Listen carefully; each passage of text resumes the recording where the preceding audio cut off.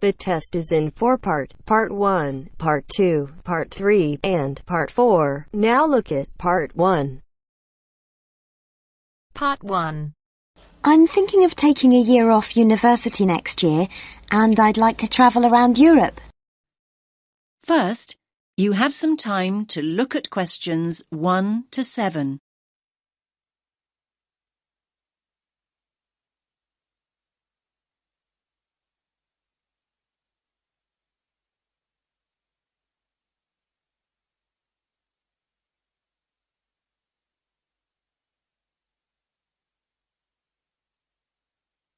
Listen carefully to the first part of the conversation and answer questions 1 to 7. Good morning. How can I help you? I'm thinking of taking a year off university next year, and I'd like to travel around Europe. OK then. Do you have any idea where you'd like to go? Well, I was thinking of starting in France and then working my way up to Eastern Europe, possibly going as far as Slovakia. Well, there are a number of ways you can do this, and we have various options available. It really depends on your budget and how you'd like to travel. That's just the thing, really. I've just finished my second year at university, so obviously I'd like to do it in as cheap a way as possible. That's fine.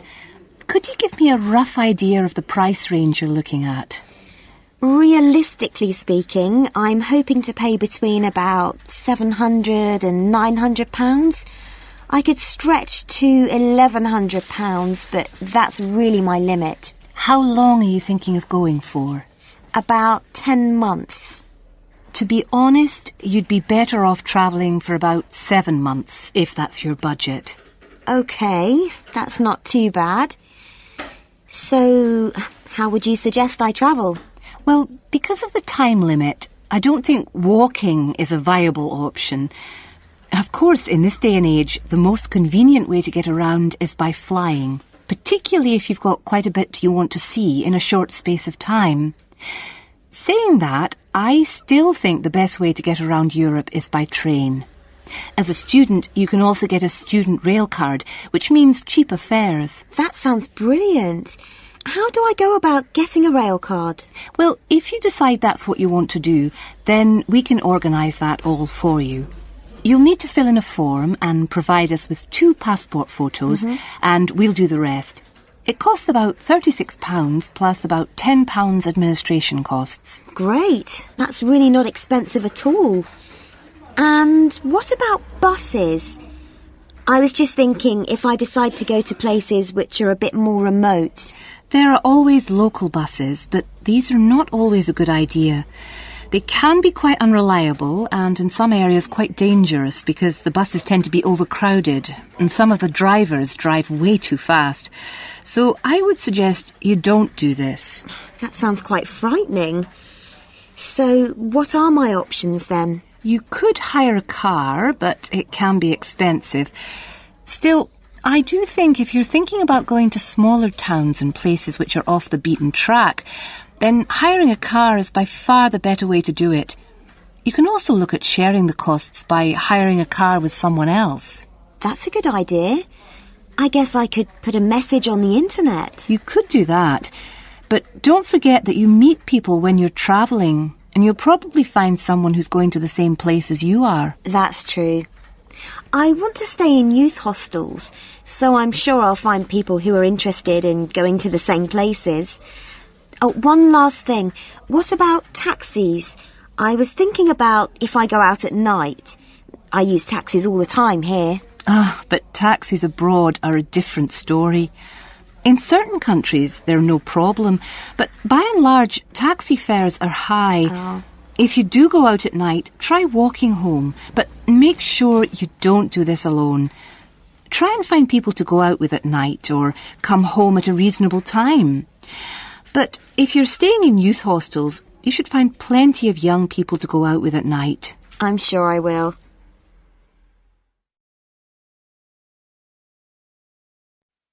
Now you have some time to look at questions 8 to 10.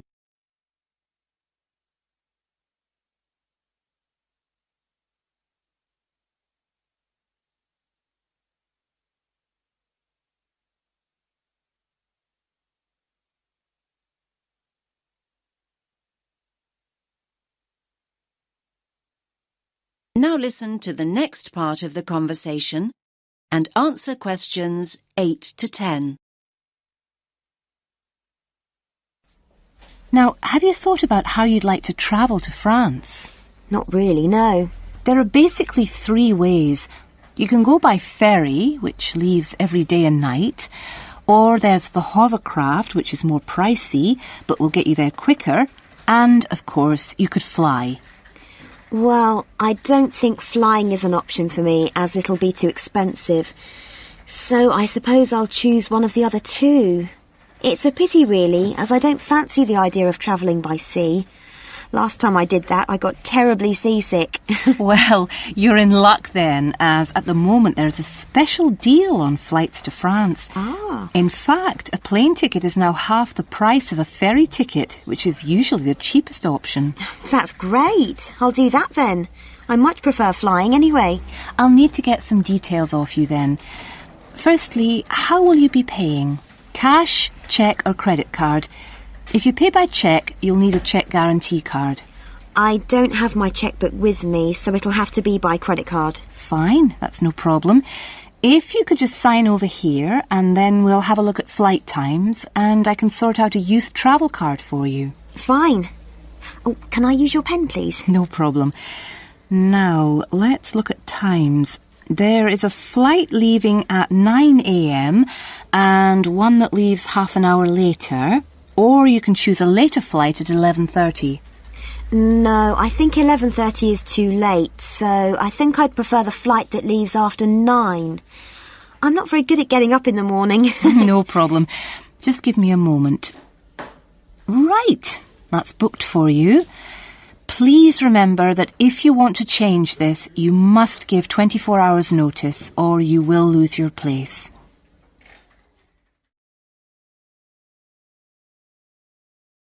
That is the end of part 1. You now have half a minute to check your answers.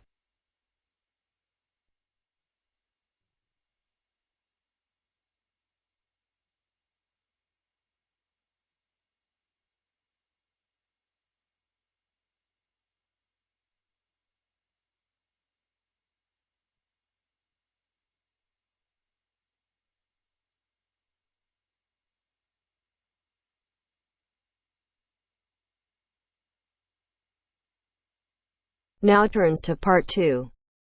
Part 2. First, you have some time to look at questions 11 to 17.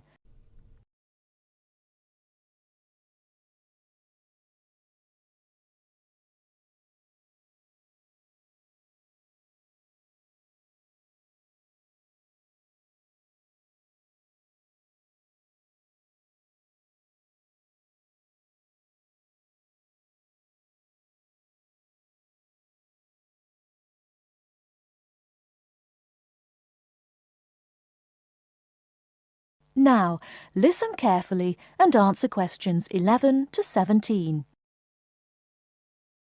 Hello, and thanks everyone for coming here today. I know it's always a bit stressful going for a job interview, but it's best to be prepared. For any of you who may not know me, my name is Fiona Ogilvie, and my job is to offer guidance and support for students with special needs. Now, you wouldn't be here today if you weren't interested in finding a job in the holidays. So let's get down to it and see what things you need to be looking out for. Most of you, I hope, will be applying for jobs with the companies that have been recommended by the university. The reason for this is that we here at the university already know these companies and have established good working relationships with them. I've also been to visit all of them and checked out the facilities they have to offer. You really need to make informed choices when you're looking for a job and make sure you know before you even get to the interview stage that your needs will be met. But I know that some of you are applying for jobs independently and have looked at companies outside the university recommended list. So for you, it's best to plan ahead and be aware of what it is you may need while you're working. Things that you need to check when you go for an interview are there enough toilet facilities and are these easily accessible? Also, you want to check that all the public areas inside the building are barrier-free, so you can get direct access to these public spaces whenever you need to.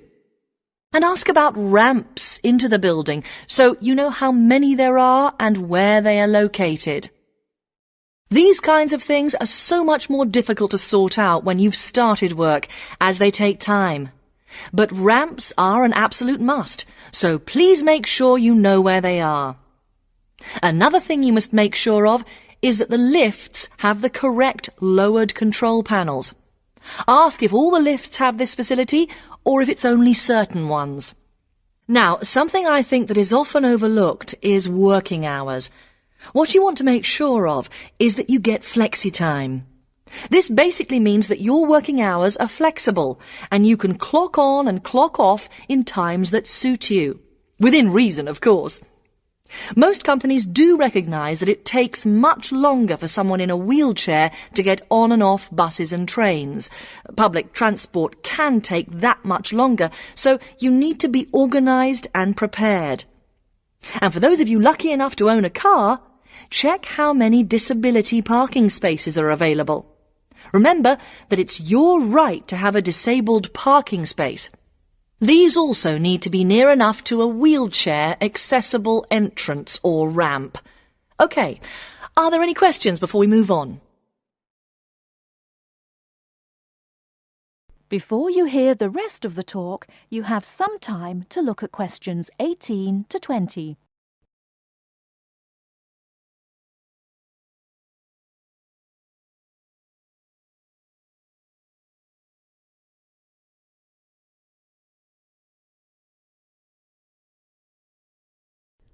Now listen and answer questions 18 to 20. Right, let's move on then. Now I want to talk you through the series of visits to companies which we've got planned for next week. On Monday morning, we will be visiting the Lowland Hotel. They have various summer jobs available, working as a receptionist or conference organiser in their busy conference centre, organising and setting up conferences. You need to be prepared for working in an office environment and spending quite a bit of time talking on the telephone. The bus leaves for the hotel at 9 a.m, so make sure you leave yourself plenty of time to get there. When you arrive at the hotel, please gather in the reception area and wait for someone to take you to your first session, which will be a talk. The talk at the hotel will begin at 10 a.m, and then there will be a short tour of the hotel. There will be a light lunch provided, which is usually salads and sandwiches. The next place we'll be visiting will be on Tuesday afternoon. We'll be going to visit a little local company that makes handmade paper and cards. For those of you studying art, this may be just what you're looking for. We'll be taken on a tour of the company which lasts 3 hours. The tour will start at 3:30 p.m, and after that you'll have a chance to meet some of the staff. Tea and coffee will also be provided. We have no trips planned for Wednesday, but on Thursday morning we'll be going to Tobago Travel Agency. This is a very popular choice amongst our students because you can get student discounts on holidays. We've booked a coach for this, and it'll leave from outside the refectory at 8 a.m. You'll need to bring a packed lunch for this, so please don't forget. There is a little canteen where you can buy hot and cold food, but this is closed on Thursdays. Friday, we'll be having representatives from all the companies visiting us, so you will have a chance to ask any questions, and of course, put your name down on the list if you're interested in working for them over the summer. This event will take place in the main hall next to the library, and it'll run from 10:30 until 4. I really hope you make the most of this excellent opportunity to not only earn yourself some extra money, but also to gain experience of what it's like to work. And if you'd like to find out more, then please ask some of the students who worked last year. They're all wearing green badges and will be happy to speak to you afterwards. That is the end of part 2. You now have half a minute to check your answers.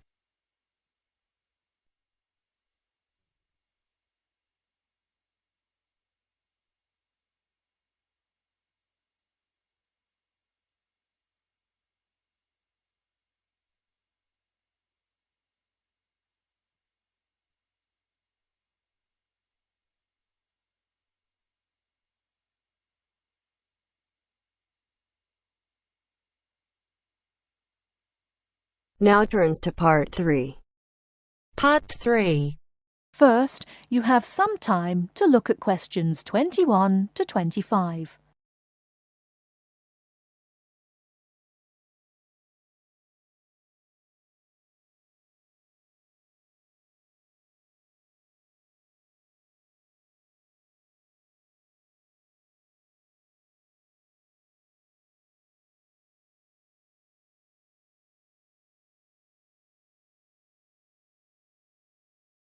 Now listen carefully and answer questions 21 to 25.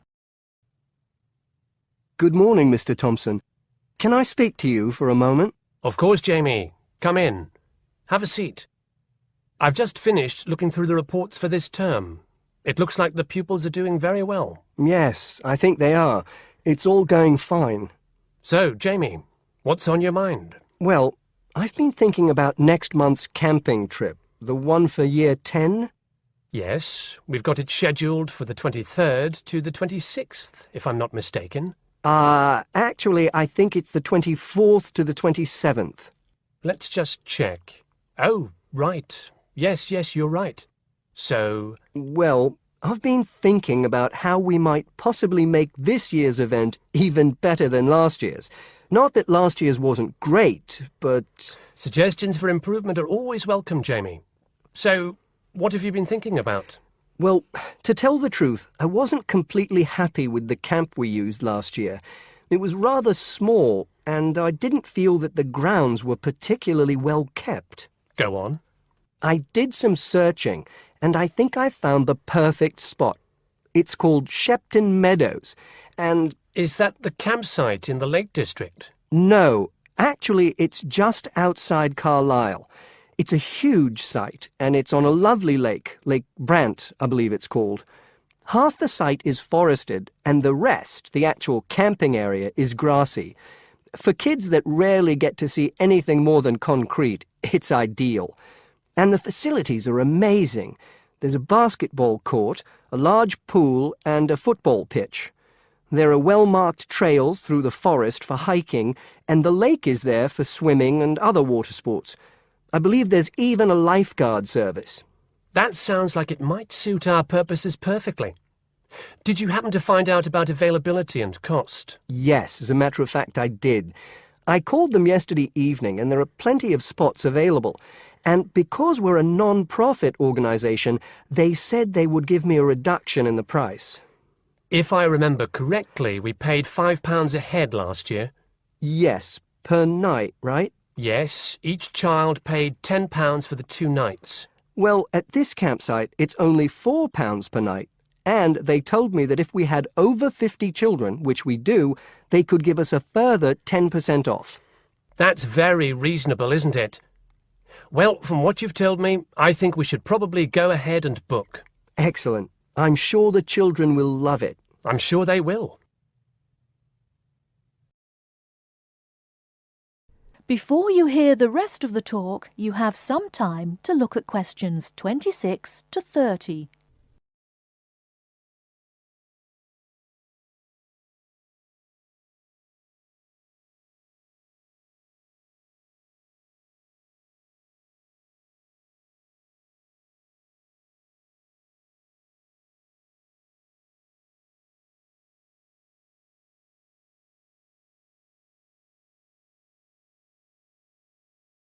Now listen and answer questions 26 to 30. Now, Jamie, have you given any thought to an itinerary by any chance? As a matter of fact, I have. Wait 1 second. Yes, here it is. I've made a few notes. OK, so, now, these are just ideas, of course. Yes, go on. Let's hear what you've got. Right. We time it so that we arrive at the camp around 7 on Friday evening. It'll still be light then, and we'll have plenty of time to set up camp and get ourselves settled in. At 8, we could have a barbecue, you know, hamburgers and hot dogs, something that's nice and easy to prepare. And that children love. Yes. Then, lights out would be at 9:30, so the children will get a good night's sleep and be up bright and early at 7 on Saturday morning. Breakfast would be at 7:30, an hour's hiking from 8 till 9, and then a couple of hours at the lake. That would take us up to 11. I think that an hour of free time would then be in order. Let them have a chance to explore a bit on their own, you know? Yes, great idea. And then? Let's see, a picnic lunch at 12, and then sports in the afternoon till 4. Another swim until 5, and then supper. After clean-up, around 6:30, we could have a talk-back session, where the children get a chance to discuss their day and anything else they might have on their minds. Then a campfire and sing-along at 8, back to the tents at 9:30, and, well, that takes care of Saturday. Excellent, excellent. That would certainly keep them busy. What about Sunday? Sunday, right. As on Saturday, same wake-up and breakfast times, and then I thought we could go on a bit of a day trip. There are some caves about an hour's walk from the camp, which I thought the children might find interesting. We could leave at 8, which would mean we'd get to the caves at 9. They could explore for a couple of hours, and we'd head back at 11. 12 o'clock would see us back at the meadows. An hour's swim, and then lunch at 1. Then we could have organised games in the afternoon until supper at 5. It would take us an hour to clean up our sites and pack up. We'd be on the buses at 6 and all set to head back into the city. Well now, you've certainly put a lot of thought into this, Jamie, and it's paid off. I think it sounds wonderful. I can't think of a thing that needs to be changed. Let's go for it. Brilliant. I'll get the itinerary printed up and put it up on the notice board this afternoon. That is the end of part 3. You now have half a minute to check your answers.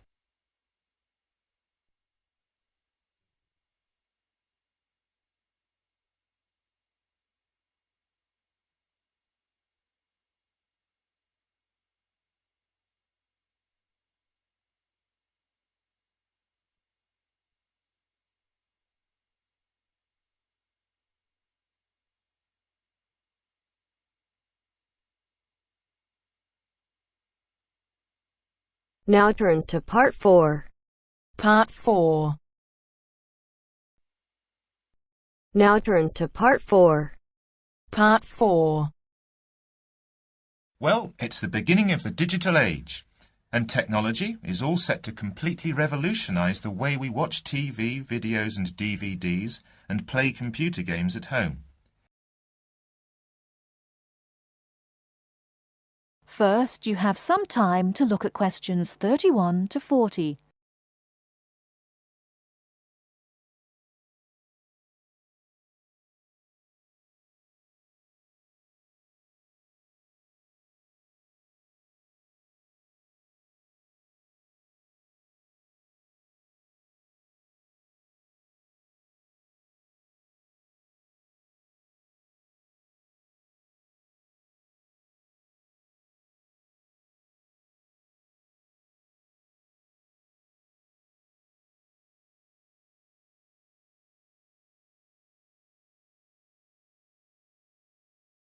Now listen carefully and answer questions 31 to 40. Well, it's the beginning of the digital age, and technology is all set to completely revolutionise the way we watch TV, videos and DVDs and play computer games at home.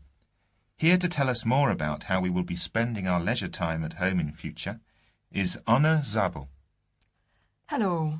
Yes. There will be huge changes in the way we use television, radio and new media in future. By this I mean we will be able to do what we want, where we want and when we want. The result is that our homes will increasingly become home theatres. And all our entertainment at home will be available at the touch of a button. Now, most home entertainment these days is delivered over wires, but this is changing thanks to high-speed broadband. Downloading will become easier, and studios will eventually release movies, songs and video games directly to the consumer. So, for example, instead of a film opening on the big screen and eventually appearing on television, video and the internet, it can appear in all formats at once. This means that we will have more choice and control over the media we use. So, how will we use this media in our homes in future? There will be big changes in how we watch video and television. Several research groups and companies are trying to add depth to TV and other video displays in the form of a third dimension. So television and video screens will have depth. What do you mean by depth exactly? Do you mean 3D, like a hologram? That's right. When we say that a hologram has 3 dimensions, it means that we can see not only up and down and left and right, but forwards and backwards too. When we talk about dimensions, we call forwards and backwards depth. So when we say that a hologram has 3 dimensions, it means we can see up and down and left and right, just like a picture or photo. But we can also look into the hologram because the image it contains has depth. So instead of watching films on a flat screen, we will be watching them in 3D. Absolutely. Well, as we live in a 3D world, we shouldn't really be watching television and films in 2D. And the technology to make this happen is already there. 3D screens are being developed which can be placed throughout the house, even in busy areas of our homes, like doorways and halls. Now, these screens appear to float in air. So in the future, 3D holographic images will be sent into our homes, and we will be able to experience the action as if it is taking place right in front of our eyes. So, the action won't just look real, it will be real. Incredible! How does this technology work? Well, to get true 3D, each of your eyes has to see a slightly different image. 3D screens interweave multiple images in vertical stripes using special coatings and filters built into the screen. This means that each eye sees a different set of stripes. These screens are called lenticular screens. Now, these screens are easy to produce, and some laptop PCs and cell phones already have them. However, lenticular screens do have one disadvantage. The strain on the eyes and brain of putting together a 3D image from 2 flat ones can result in headaches and dizziness. But a few companies have developed a hologram 3D display which does not cause these problems. Instead of building images, then leaving them to the brain to put together, holograms create a whole image that reaches the eye exactly the way light from a real object does. You can even walk part of the way around a holographic image to see side and back views, just as you would do if the object was right in front of you. Twin holograms will let a couple watch 2 different programs on the same screen, even if they sit next to each other on the living room sofa. So no more arguing about which program to watch. That's right. Patio screens are being developed too. Patio screens? What are they exactly? Well, a patio screen is a big inflatable screen, which means you can take it outside your home and watch a film in your garden. Some patio screens are even equipped with DVD players, and some new ones may even have a wireless connection. Amazing developments there. Well, join us after the break when we will be talking. That is the end of part 4. You now have half a minute to check your answers.